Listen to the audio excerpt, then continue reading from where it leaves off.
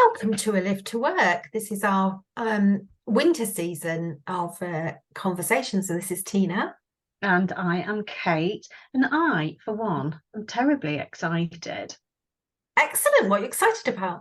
Well, I have just seen what we are travelling in today. And what is it, Kate? Oh, well, you may have noticed, listeners, that we have got a bit of a winter theme going on, which is applicable to our modes of transportation as well. Snowmobile. Very good. Makes me feel a bit like Jane Bond. Jane Bond. I love that. Yeah, because because they do that sort of thing, don't they? And that's kind of a this time of year movie, isn't it? It is. I reckon I'd be all right on a snowmobile because it's got those like little sledges things skiing outside, doesn't it? So falling off would be difficult. I'm confident that you would be excellent on a snowmobile. All right, listeners, let's crack on. So, Tina, what are we talking about? Well, we're talking about overindulgence at this time of year, that kind of like overdoing it a bit.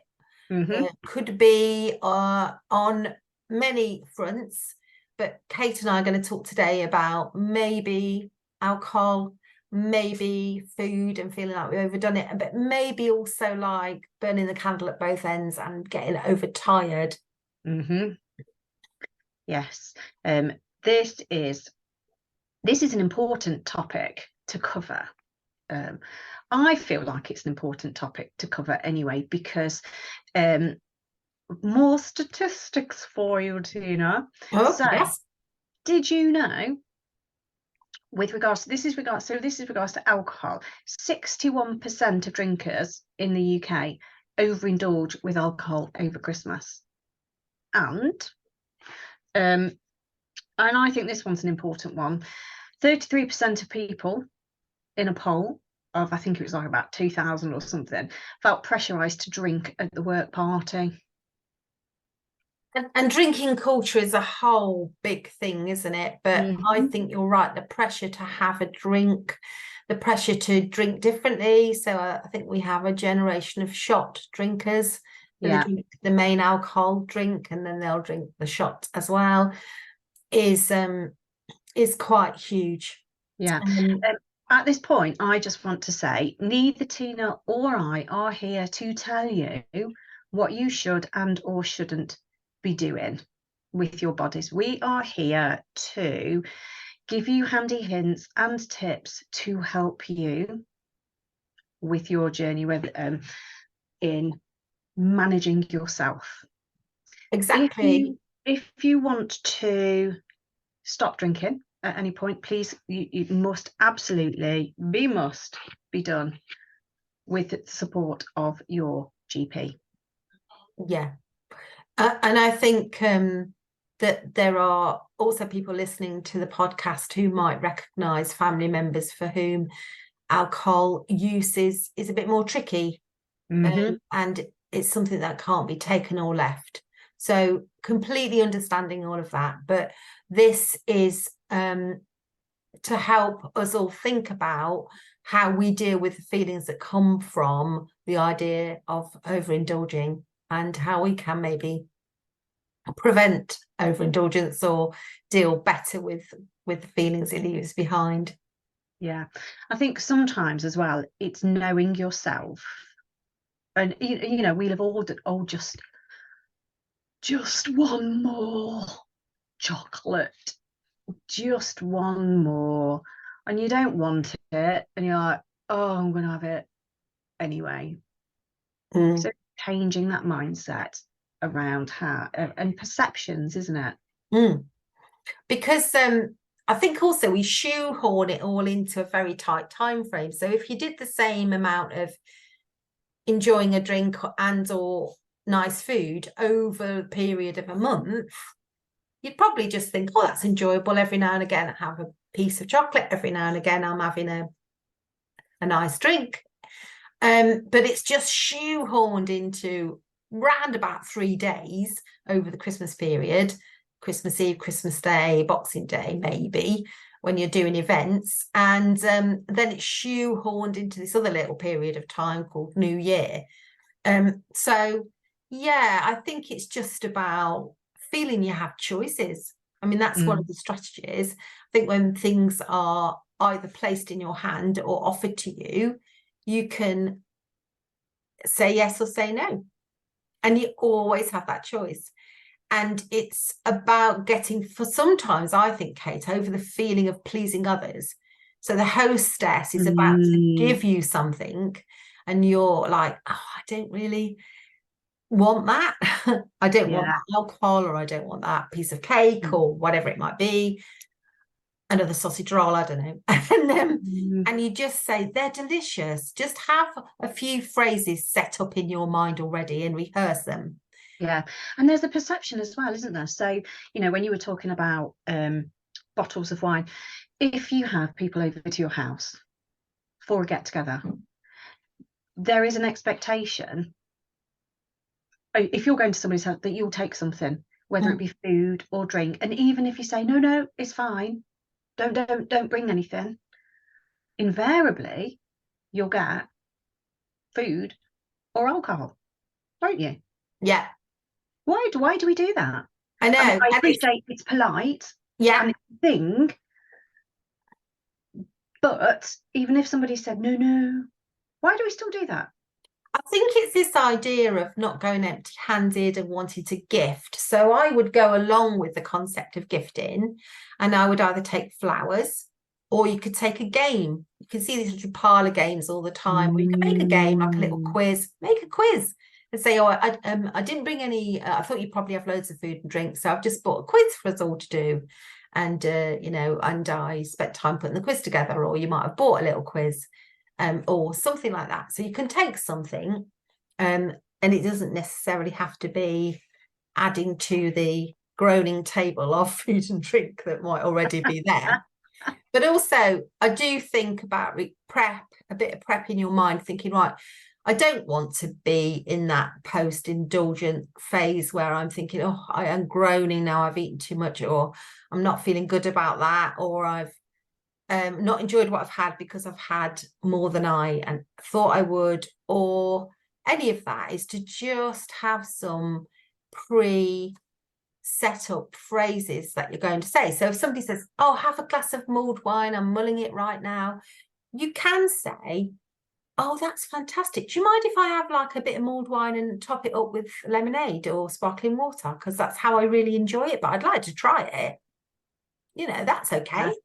If you want to say, if someone goes, oh, I have a sausage roll, I've spent all day making them, and my special Christmas ones, you can go, oh, do you mind if I just have one? But I tell you what, if there's any left over, I wouldn't mind taking some home. I love your sausage rolls. You know, just find a way of shoehorning a compliment into your refusal, and just stay firm. Yeah. And so with drinking, drive. I mean, don't drink and drive. Don't do that ever.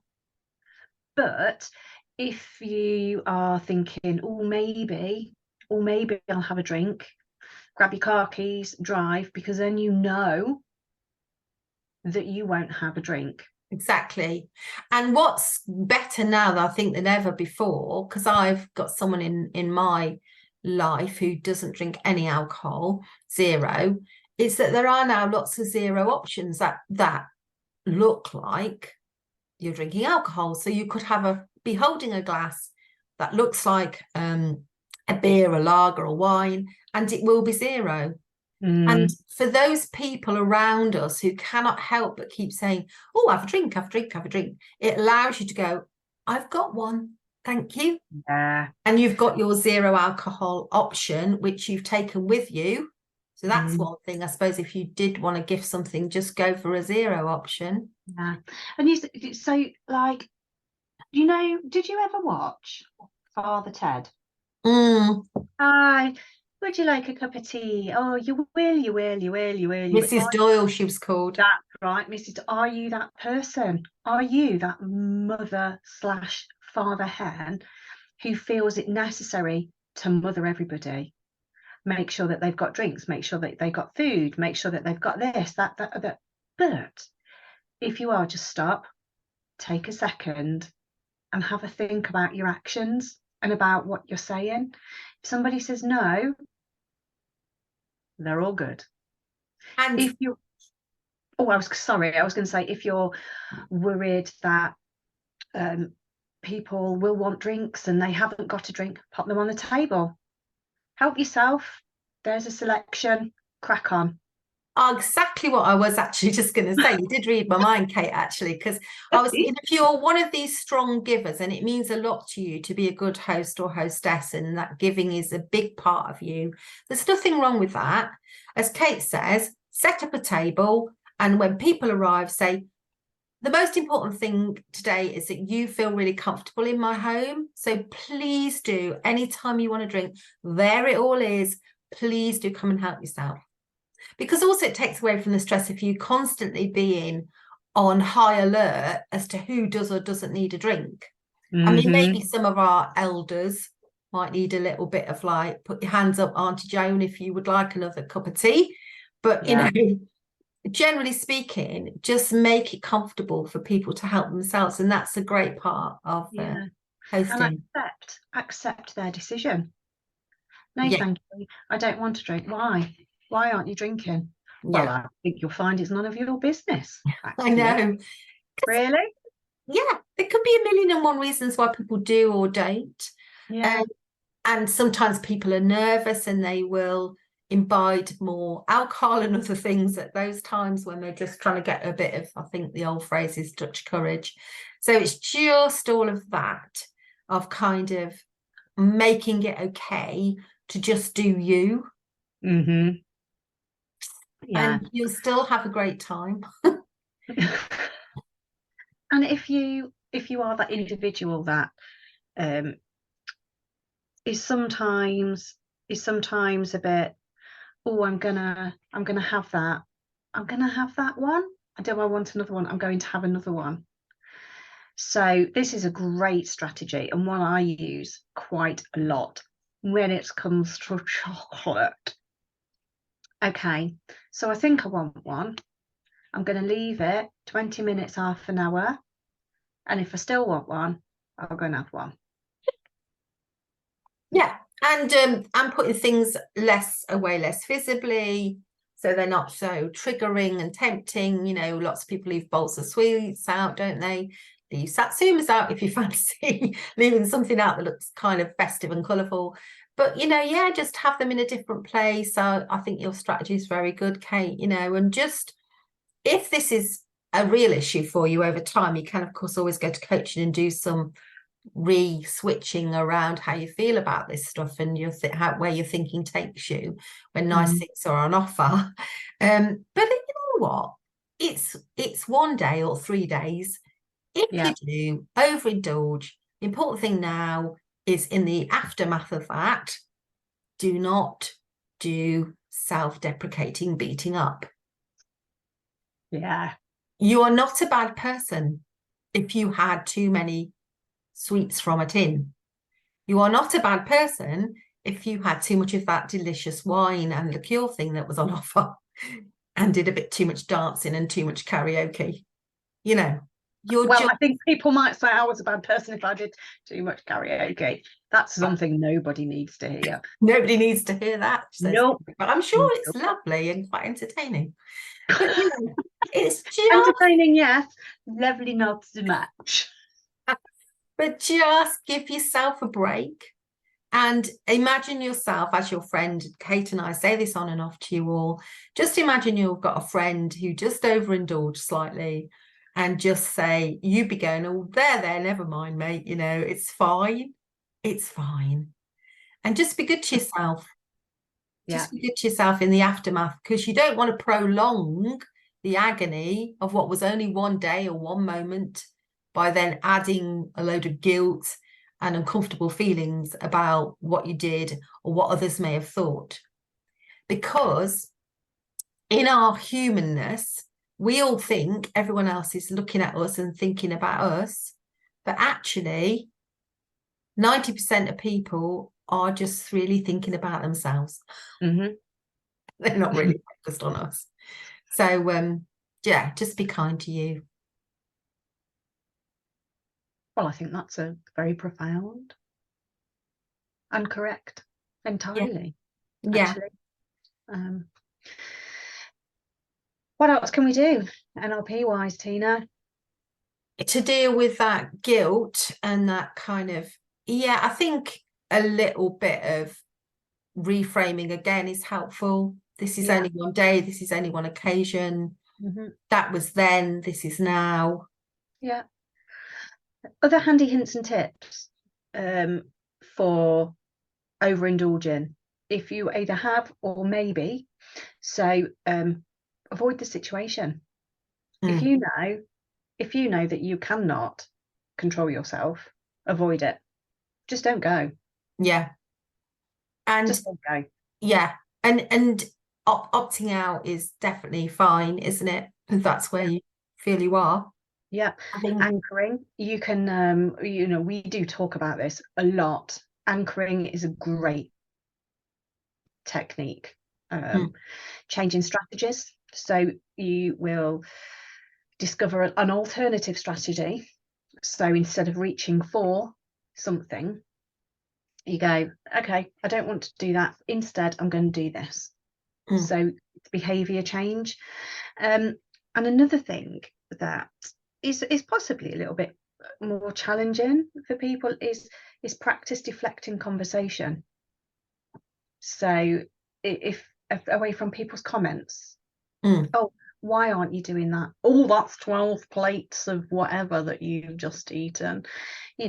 Come up with different ways to change the subject or talk about something else. Yeah. And it's okay to have your boundaries. It's okay to say, no food police here, I'm just going to be enjoying my dinner. Don't need any comments about how much is on my plate, which some people make comments like that. Exit the room when people say stuff that, isn't your belief system. So, you can go into a room and have a lot of people talking about, oh, well, I'm going to have to eat very carefully for 3 months after today. And you're thinking, oh, God, can we just enjoy dinner? So just change the subject. Go, anyway, Auntie Joan, lovely top. Where's that from? Brilliant.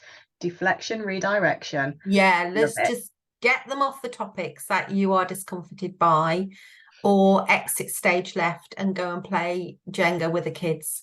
You don't have to be part of that. Don't let it wind you up. And if you need to just take that breather, step out of the frame and think, right, this is just one day. That's an annoying comment, but you know what? Let it go. Like a log in a stream, just let it flow past you and get on with what else it is you want to be doing. Brilliant. Well, good luck, guys, with the with the treats as well, enjoying a little bit of what you fancy without feeling uncomfortable about it. Fabulous. I hope that this has been a good episode for you to think about. Perfect. And we will see you for the next one, but we have to hop off our snowmobile now. That's been joyful. A bit bouncy. Very enjoyable. Very enjoyable. Loved it. All right, Tina. See you next time, everybody. See you later. Bye, everyone. Bye.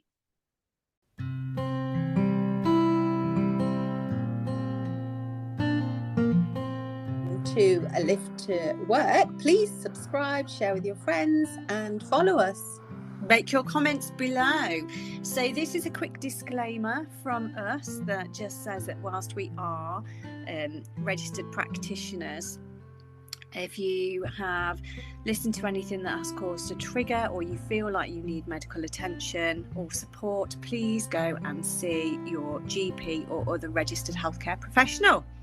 Absolutely, because this podcast is for educational and fun reasons. Thank you, everyone. Lots of fun. Bye.